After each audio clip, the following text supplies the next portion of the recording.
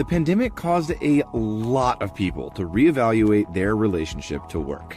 My life's work isn't selling software. Can you all stay an additional 10 minutes? I really want to go over something in regards to next week's meeting. Do you know what this company needs to burn down? What? And as it turns out, a lot of folks are fed up with the way things have been going. Say you're a low-wage worker in Gen Z, right? Your first experience of the workplace is realizing that your boss doesn't really care if you get sick, as long as the burgers get flipped. And it's no wonder that you're seeing a lot of, Gen Zers making videos about quiet quitting. My mom's Gen X, my dad's a boomer. When I came to them, in the pit of my burnout, when I was really just distraught and really depressed, I came to them and I was like, is this just the way that it's going to be the rest of my life? I'm just yeah, that's the way it goes. That was the moment where I was just like, and you all just live like this?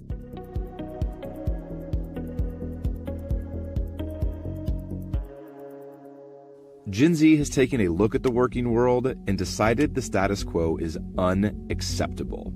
Surveys have found that Gen Zers are less likely than prior generations of workers to go along with long hours, overbearing bosses, or a lack of boundaries between the personal and the professional. The Center for American Progress labeled Gen Z America's most pro-union generation. All of this adds up to a real wave of worker dissatisfaction bubbling up from Gen Z. And there's a lot of content being posted about it, which seems to really resonate, even across generational lines. I want to add to that discourse, trying to liberate us from a life of servitude to companies. Catherine Berry, who goes by the handle Catharout, posted one of the most popular YouTube videos on this in 2021. In her vlog, she explains why she no longer aspires to have a career. Your employer does not care about you holistically. They care about your labor. I am 26. I grew up in the Bay Area and went to college for business, after which I ended up working in tech sales in the Bay Area for about 5 years. I just have always been an overachiever. How do I outperform everyone and win this game, basically?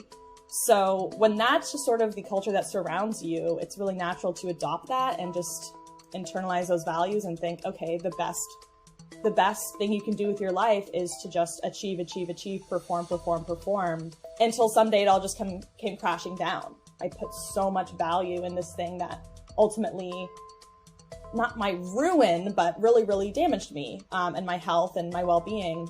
Attaching your worth and your value and your belonging and well-being to a job is not going to be your salvation. We need to find other paths out of here and find ways to rebalance our lifestyles and ultimately liberate ourselves from what can be ultimately really soul-crushing. Another creator, DeAndre Brown, is known for his persona corporate baddie. DeAndre, we were wondering if you could just stay past 5 today. What that means really is just that you know your worth and you know that you are the prize and that you are in corporate America and you're doing a job, but you're always putting yourself before you're putting a job. DeAndre told me that when he was in college, he earned a high-profile internship at an investment bank that turned into a full-time offer when he graduated. But during the pandemic, he was bored and lonely in a new city at that new job, which is why he started posting on TikTok. What is it that Gen Z really wants from the workforce? And how is Gen Z making changes and changing the workforce? The team has been discussing internally, and we want you to come back in the office effectively. Well, I quit. I wanted to stay working within those 9 to 5 hours for the most part. I really was prioritizing my mental health, that I was always good first, that I wasn't burning myself out. Honestly, I think that a lot of corporate culture is just very flawed. It just has a lot to do with not listening. I'm trying to express myself and I'm trying to tell you all something or tell corporations something that they can learn from and that they can grow from to create a healthier and more conducive work environment. But companies aren't there yet. As a person of color, and speaking for me too specifically, we deal with this imposter syndrome where we don't feel like we belong here. And then also in these corporate spaces, they don't help us to feel like we belong. We've realized through recessions and other things that companies find you replaceable. You can be dropped at the drop of a dime. By the end of today, half of Twitter staffers could be out of a job. Snap's doing some of the deepest cuts we've seen. They're laying off approximately 20% of their global workforce. 11,000 workers they laid off. Even these quote-unquote good jobs are only as good as the boss that you have. Sarah Jaffe is a labor reporter and author of the book Work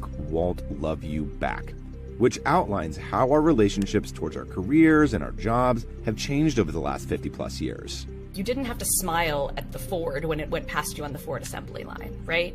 You just had to show up and you had to do the thing. As long as you did it, they didn't care.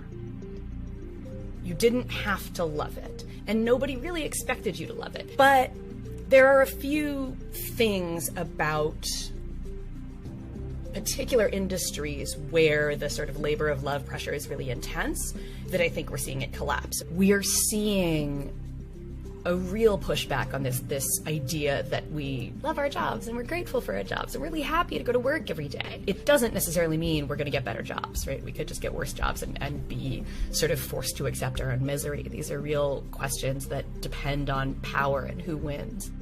Put a pin in that, because we'll get back to Sarah and what she sees as larger solutions in a bit. But one of the things you see in a lot of the anti-careerism content out there is that it focuses on white-collar workers who might be dealing with these feelings for the first time.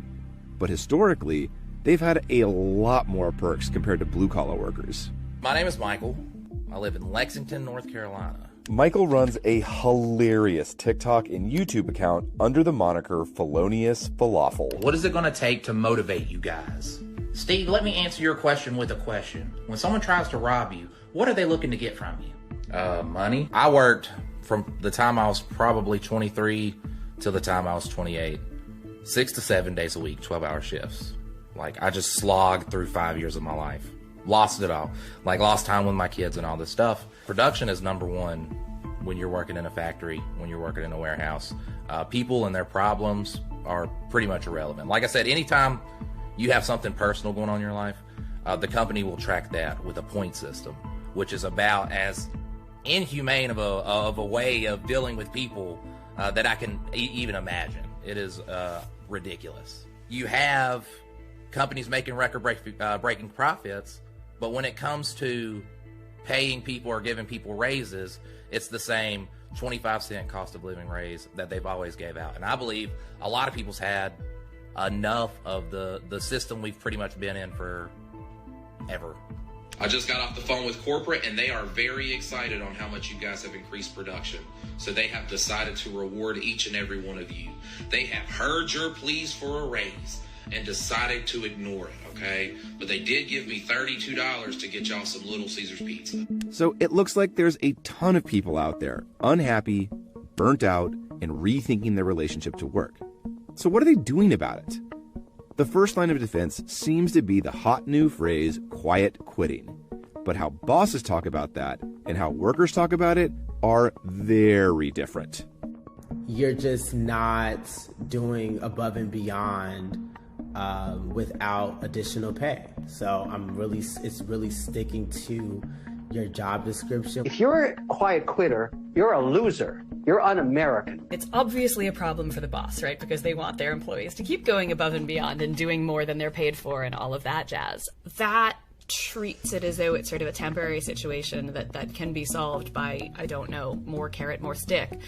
And when working people are talking about it, they are thinking about it as just a way to make their life more livable. And that means it's a long-term strategy, right? It's like, I am going to do this job and no more. Quiet quitting isn't going to get us anywhere. It's not unionizing. It's not negotiating with your boss for better working conditions. It's doing none of that. It's like the opposite of that. It's like, let me talk to my boss as little as possible. I don't come on the internet to say that, like, let's all just, like, rethink our jobs and that'll be the most successful thing we can do. It's like, no, ultimately, like, revolution. Like, I believe in revolution, not reform. What actually defines all of these periods of massive change in attitudes towards the workplace, in relationships to and in the workplace, is who wins the fight. One of these fights happened in the 80s between President Ronald Reagan and the Air Traffic Controllers Union. Ronald Reagan crushes the Air Traffic Controllers Union and sends a big signal to American business that it is open season on unions. The air traffic controllers went on an illegal strike thinking that they had the power to win it, and they were wrong and they lost. The union density in this country is just nothing, and so much of that is because people fought and lost. But if you look around now, we're seeing union drives across industries. Public backing for unions is at a decade's high. Workers have more options in the job market and are exercising them. So is this just a small blip in worker power brought on by the pandemic? Or could it become the new normal in this country? The question of how you sort of instantiate that power shift in a more permanent fashion is contract, it's legal changes, right? It's rules that say, for instance, you have the right to work from home. Put that in law. Your boss cannot require you to answer emails when you are not in the office. Bosses will give in on a lot of things to avoid having the bigger shift in power. The boss can give you, briefly say, you have the right to work from home. Cool, yeah, whatever. We'll give you a $1,000 signing bonus if you come work here. But 5 months from now, they haven't given up anything permanent. They haven't changed anything to do with the actual relationship of power in that workplace. What might the ideal relationship to work really look like? The world where people have a better relationship to work is a world where working people have more of the power, where we have as much control over what we do as possible, where the people who make the thing have some say in what is made and how they make it. I don't think that the way in which we view work can be changed unless people have freedom and can be trusted. I'm not like anti-job. I think even in my utopian world, we would also have work. We'd also have work to do.